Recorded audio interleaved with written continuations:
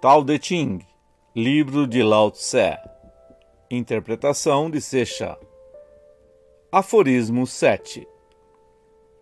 O Tao é infinito e eterno. Por que é eterno? Porque nunca nasceu, assim que não pode morrer. Não tem desejos para si, assim que está presente em todos os seres. O mestre se posiciona atrás, por isto está adiante.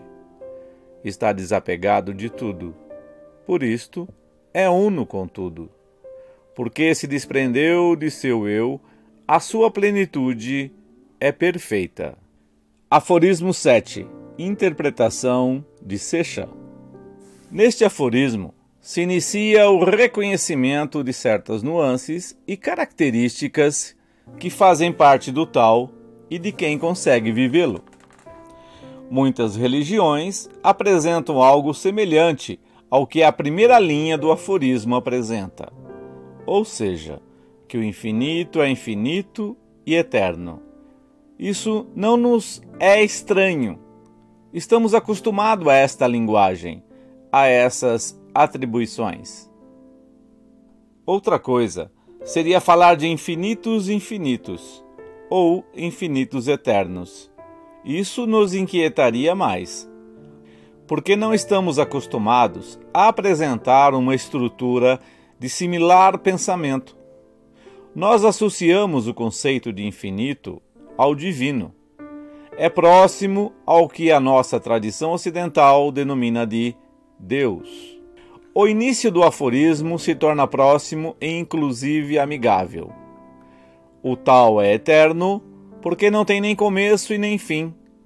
Não tendo nascido, não morrerá jamais.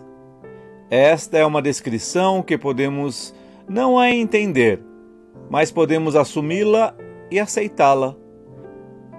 Como temos, por durante milênios, assumido e aceitado por fé muitos elementos que fazem parte da religião. A fé não requer da compreensão, apenas necessita da aceitação. Tampouco nos focamos em uma análise para estabelecer a coerência entre dogmas e sacramentos. Simplesmente se aceitou a lógica sob a presunção de que a fé é a condição que deve sobressair sobre as demais. No entanto, e continuando, se apresenta uma descrição que fica ainda mais estranha, a de que o Tao não tem desejos para si. Quantas vezes nos foi dito que Deus deseja o melhor para nós? Os intermediários religiosos sempre mostraram um caráter marcadamente humano do divino, colocando-o em concordância com os nossos desejos e sonhos. Esta circunstância foi particularmente evidente na antiga cultura grega. Os gregos atribuíam aos deuses qualidades altamente humanas e projetavam sobre seu existir condições na forma de tensões e conflitos muito semelhantes às que afetavam e agora afetam aos humanos. O cristianismo herdou a comiseração dos deuses gregos, afirmando que Deus nos cuida e espera o melhor de nós, sendo o melhor de nós aquilo que moralmente seja estabelecido como válido. Assim, parece que a divindade está apurada para que sejamos perfeitos, ou quando não vamos tão bem, que nos redirecionemos sempre para o bem. O Tao não tem desejo algum, não porque não os tenha. E alinhado com o exposto em aforismos anteriores, tem desejos, sim, os tem a todos. Isto por si só já resulta um pouco estranho, beira o fantasioso e impressionante. Sempre nos apresentaram uma face divina altamente humanizada, e uma das coisas que faz Lao Tse é desumanizá-la, livrá-la deste vestígio horrível que o próprio confucionismo outorgava através de uma excessiva regulamentação da sociedade. Quando se apresenta que o divino não possui desejo algum, sentimos o tal como algo profundamente plano, demasiado asséptico, anódino, sem valor. Porque sempre nos ensinaram a identificar que a divindade possui uma caracterização. O taoísmo não é assim. O Tao não possui um sentido específico e único.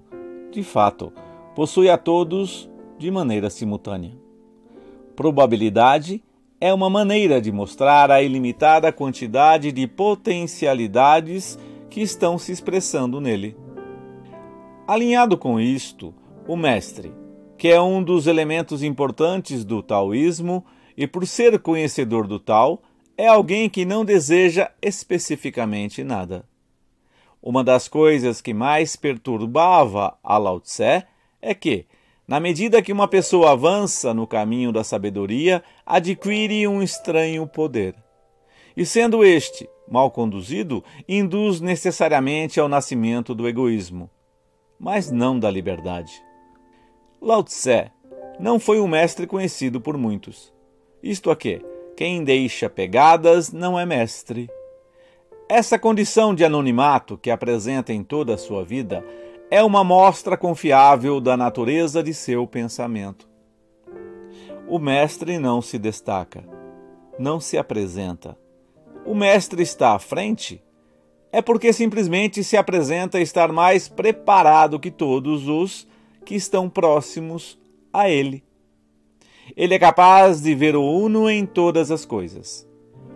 Vamos nos aprofundar um pouco neste conceito, devido que mostra uma condição própria do mestre que é muito interessante. Em nossa cultura, sempre se apresentou que a categoria do divino é superior às demais categorias. Parece que o divino, junto com o ambiente onde é desenvolvido, fazem parte de um plano que é superior a qualquer outro. Assim, as restantes coisas que não estão impregnadas desse caráter marcadamente glorioso e intenso são rebaixadas. Isso levou a que, em muitas tradições, o sincero buscador se isole do mundo, pois parece que há ambientes onde é mais fácil de se transitar próximo ao sagrado, e convidam ao isolamento, a converterem-se em ermitão ou em um anacoreta. No entanto, em culturas como a egípcia, se mostra algo diferente. As pessoas que buscavam conhecimento interior eram formadas durante 10, 20 ou 30 anos nos templos. E logo, ao invés de isolá-las para que se desenvolvessem em suas vivências num espaço fechado, como uma caverna ou em um monastério, eram enviadas para compartilhar o conhecimento sagrado com as pessoas que não o possuíam. Eram despachadas à própria vida. Eram tiradas daqueles locais de ensinamentos e situadas num ambiente comum e corrente, onde as pessoas têm que trabalhar como pescadores, lenhadores ou simplesmente escrivão, aproveitando a imensa vantagem que era saber ler e escrever. Desta maneira, se desenvolveu um ambiente propício no qual viviam e compartilhavam o seu conhecimento a todos aqueles que estavam próximos, aos que se tornavam seus amigos, vizinhos, inclusive aos familiares, quando esses formavam uma família e tinham filhos, estando entremesclados com o povo tantos anos como fossem necessários, para compartilhar na medida do possível aquilo que tinham adquirido nos templos. Entregavam a sabedoria que tinha sido agraciada em seus tempos de estudo. Serviam de exemplo prático aos demais. Alguns se perdiam no caminho. Às vezes, o poder se convertia em algo que os distraía de sua missão de acompanhar aos desfavorecidos.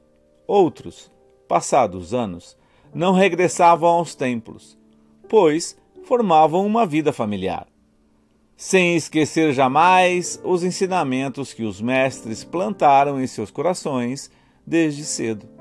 Outros ainda escolhiam a opção de retornar aos templos, para que, enriquecidos com a experiência da imersão no mundo, colocar a serviço de novos neófitos, ensinando sempre sobre o teor de servir aos demais através da própria vivência interior. Este é o caminho do taoísmo. O caminho do taoísmo não pede nada a ninguém. No entanto, oferece tudo a todos. Esse não pedir nada a ninguém faz do taoísmo um caminho excepcional. Nele não se requer necessariamente uma reclusão, mas sim que a sabedoria se manifeste para ser entregue aos demais através de coisas simples, do cotidiano, das relações pessoais, familiares e sociais. Nesta cultura, não se obriga ao conhecedor do Tao a isolar-se. Ao contrário, ele é animado a envolver-se com o mundo. Esses personagens purificam o meio. No entanto, quando já cansados de interrelacionarem-se com as pessoas, voltam-se para seu interior na busca definitiva de si mesmo, aproveitando assim os ensinamentos de seus primeiros mestres e do grande mestre que foi o mundo externo. Deste modo, a sabedoria permite ver a todas as coisas de forma igualitária. Ao notar que tudo é importante, advertir que tudo é uno. O que outorga realmente a sabedoria às pessoas? A capacidade de desprender-se de seu eu. E é assim onde, novamente, nos topamos com o wei, o fazer sem fazer.